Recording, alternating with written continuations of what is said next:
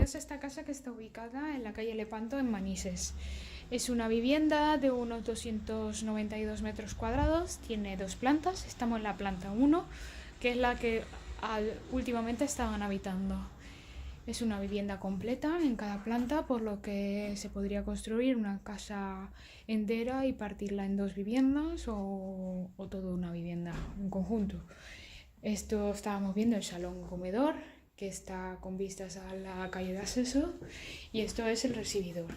Aquí tenemos la cocina, es una cocina muy amplia, con zona office, y que tiene salida a lo que viene siendo las terrazas. Tiene trasteros, tiene mucha armariada, trasteros, y tiene todas estas terrazas que tienen en común el patio de la planta de abajo.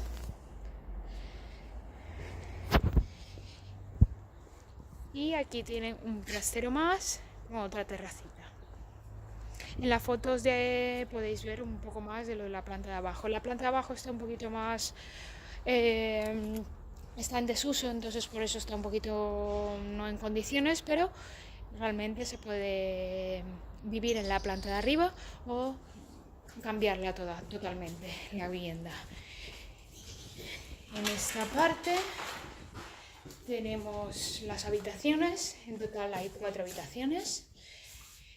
Esta que da a las mismas terrazas, con su armario empotrado. La vivienda tiene suelos de terrazo, ventanas de aluminio. Esta es la otra habitación. Son todas habitaciones dobles, muy amplias, y todas con salida al exterior y su armario empotrado.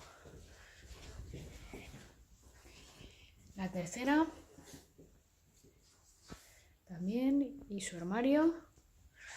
Aquí tenemos un aseo y en la otra parte tenemos un baño completo que da servicio a todas las habitaciones. En este caso, este es un baño con ducha. Y por último tenemos en esta parte la habitación principal, que también da a la parte posterior. Es una vivienda con la ventaja que tiene un patio muy abierto y le entra muchísima luz.